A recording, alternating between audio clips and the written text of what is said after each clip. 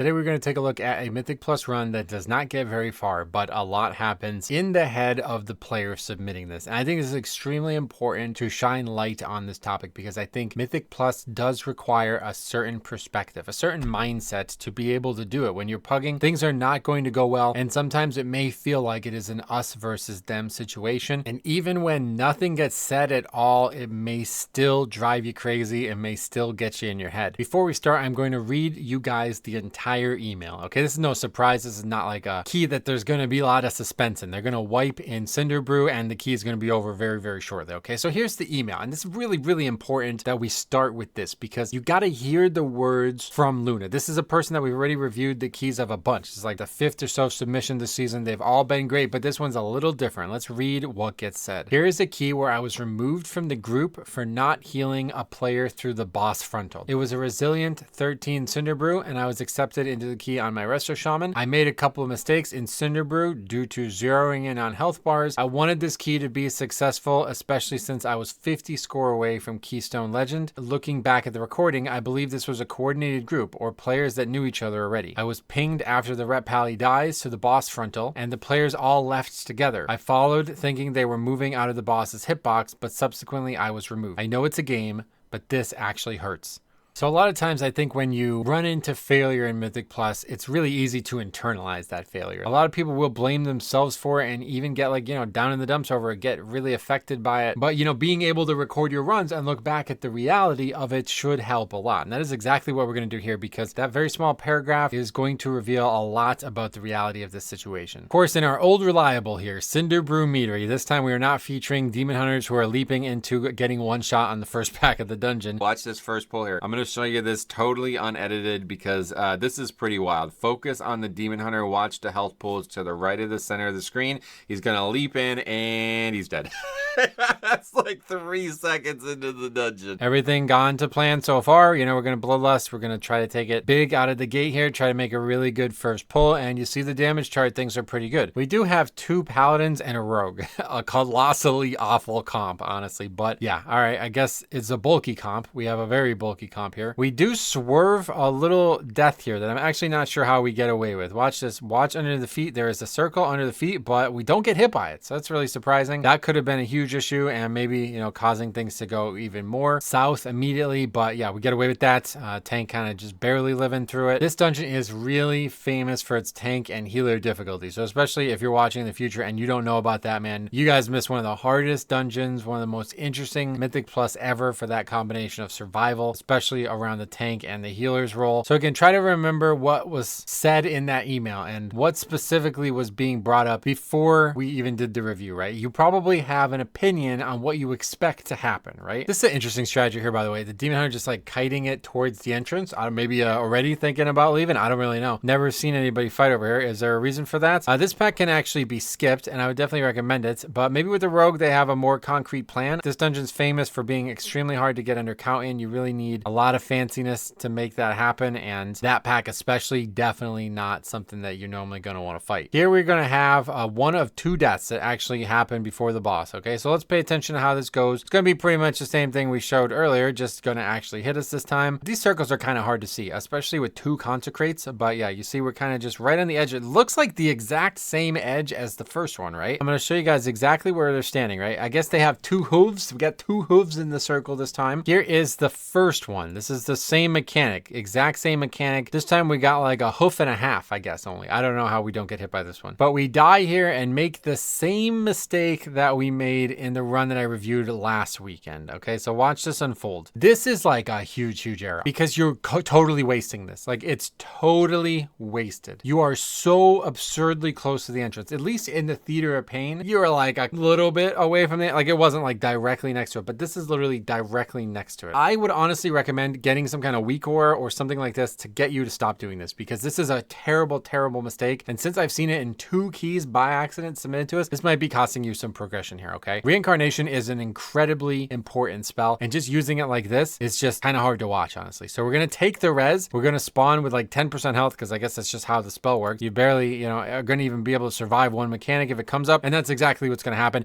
You're going to die, and you can still see the death. You can still see where they were fighting. You spawned so close, they could probably still heal people from where you respawn. But yeah, I think they make like weak ores and stuff like this. And I don't know if it's just like a bad habit or maybe a bit of a panic thing, but one way or the other, like out of all this, that's the big takeaway. Okay. There's some things going to be talked about here and we're going to look at this on the boss now. But the big takeaway here, I would say, gotta stop wasting that spell. Like it could be the game. It could really be, because if a healer dies, you have the ability to battle res yourself for free. That can be huge, absolutely huge. And we just wasted it. So anyway, we're fighting the boss. You know, you can see the damage chart. Things are fine. This is a hard fight to heal. I think it's one of the hardest fights in the game to heal because of this constant 2 dots. We have a paladin and a rogue with it. I don't necessarily know like what the best way for rogue to mitigate this is, but obviously we know paladin is just absolutely flush with options. We're seeing this paladin is just squishy as fuck. Like he is struggling and he gets it a lot. And you know, we're kind of struggling to heal it up a little bit. So maybe something to keep an eye on. I don't know. I think you can get away with this. Like this, nobody dies, right? Like it looks maybe a little suspect, like, oh, this guy might die. He's barely going to live. But at the end of the day, it's probably not abnormal for people to get low on this fight. I think it's pretty obviously a hard fight. And anybody who's ever healed it before or tanked it before knows how difficult this dungeon is for both roles. Another one we just get away with. Watch this. So the frontal's coming out. Maybe a little panic here. We move right into the winds. No idea how you don't get hit there. Your hooves are walking on air, I think. Watch this one more time. I swear we actually walk into it. Like if you pause it and look, I swear we're walking right into it. Watch this. Directly through the frontal is the cloud, you would think. But then when they get over there, they're somehow not in it. This is like a millimeter away from being in this, right? This is partially why this fight is so difficult, because the space and how much movement there actually is. And at this point, it looks like we're really falling behind. We got both paladins struggling to stay above 50% health, and they both keep fucking getting these mechanics over and over again. And here we're going to make like, yeah, probably the actual biggest strategical error. We just kind of walk right into it. I'm not really sure why. Probably just panic, but it doesn't actually kill anybody. Everybody's still alive afterwards. And as the healer, you know, I don't think it actually really does any damage. It just stuns you. You know, for me as a tank, if I run into that, which I do occasionally run into, it pretty much could be a death there, because he's still going to be auto attacking me while I'm in that. It's a stun, luckily, so I can icebound it. But okay, so again, at this point, boss is still going like 26 minutes. I mean, this isn't like, I don't know what's wrong. I actually don't know what's wrong here. We are going to have the death that was spoken about. Do you remember the death? I'm going to read the comment one more time. I was removed from the group for not healing through the boss frontal is the comment. Let's watch that happen. Here it comes. Here, I'm going to let you watch it in real time. All right. Just look at that in real time. Boom. All right. The player's dead, right? We are going to battle res. And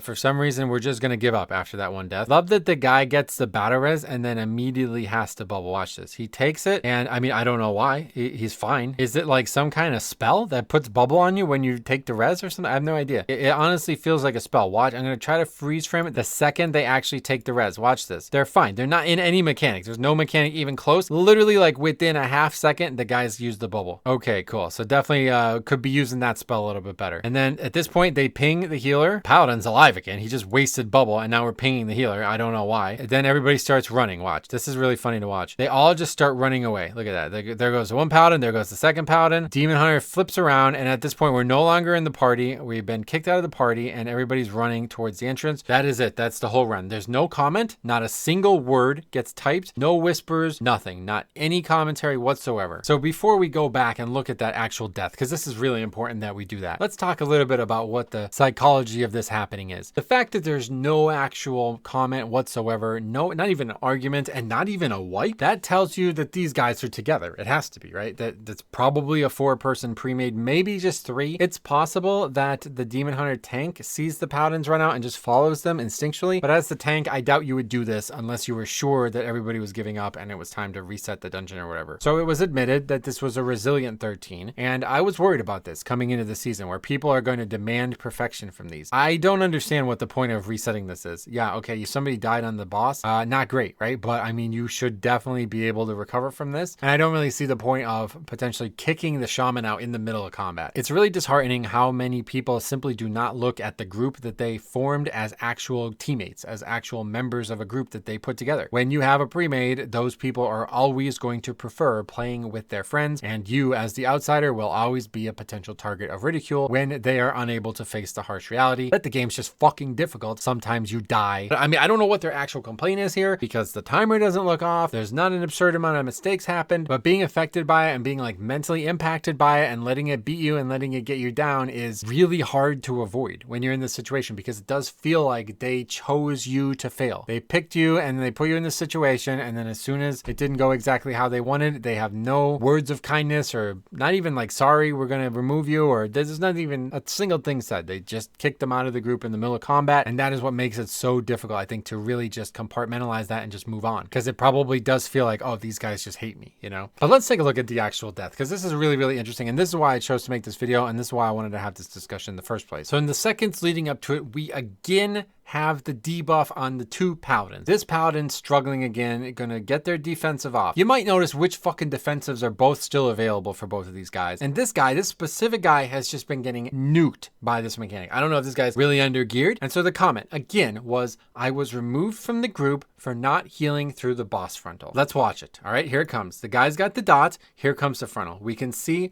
the cast of the frontal. This number here, 0.6, is how long there is on the frontal. Okay, look, frontal is over. Paladin is still alive. Look, well over. Full animation over. Has their defensive still up at this point. Still like sub 20% health. Mechanics long over. Fires well past. Doesn't get hit by the frontal. Look, dies afterwards to the dot with bubble available. Take the res, bubble no longer available. They cast the battle res on the guy and then they just start sprinting towards the exit. I don't know. I don't understand any of it. And, you know, kicking them in the middle of the fight like that, everybody giving up, everybody running away, really strange behavior. But unfortunately, the takeaway message is not correct. It's not correct. And this is really important to understand this. This is why I record every run. This is why I have the spreadsheets. This is why I keep all this information public, because this is the most important thing you can learn about Mythic Plus Pugging. Making this excuse, right? Like, I got kicked from the group because the guy got hit by a frontal. It's just not productive. And I'm not saying you don't believe it, because obviously it looks kind of close. Like, it might be the frontal that the guy gets hit by. But at the end of the day, the guy is just struggling to survive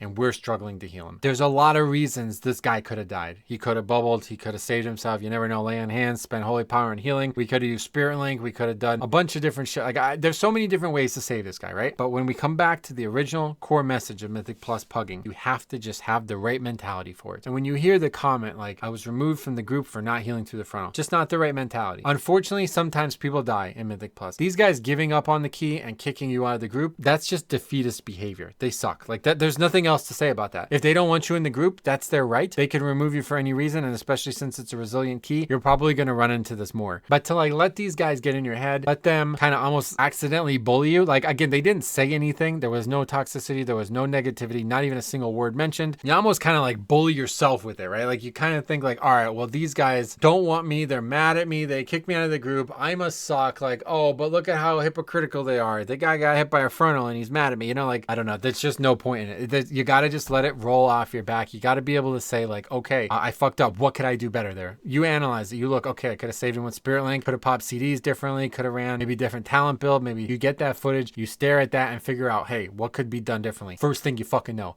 guy just randomly doesn't use bubble, then takes the res and uses it for no reason. Like, I don't know. Like, you know what I mean? Sometimes you might just say, well, I did what I needed to do there. That guy didn't do his job. But at the end of the day, like, when you hear the comments saying, I know it's just a game, but that actually hurt. It really breaks my heart, because it means that Mythic Pugging is winning. And sometimes you're going to fail keys. Sometimes you're going to upgrade keys. But this is a situation where no one wins, because those guys probably didn't learn anything from that situation either. They just kicked the healer out thinking like, well, this healer's not up to par, lol. I'm going to kick them. Maybe. Again, we're just assuming, but we probably are watching that unfold. And then as the healer, you're just like, well, these guys got hit by a frontal and then they kicked me out. Like, you know, you're both sides are demonizing each other to the point where there's no productivity, no team cohesion whatsoever on this. And this, you know, basically Mythic Plus One. Today, Mythic Plus One. If you're going to pug and you're going to play and you're going to push it long term, you can't let Mythic Plus win. You got to have your mental state above it. You got to know that sometimes failures occur and just kind of keep moving on. I hope that this has helped see that perspective, because like I said, Mythic Plus is all about the right mindset. Thank you for watching. Stay tuned. We got a lot more to come. We'll see you guys in the next one.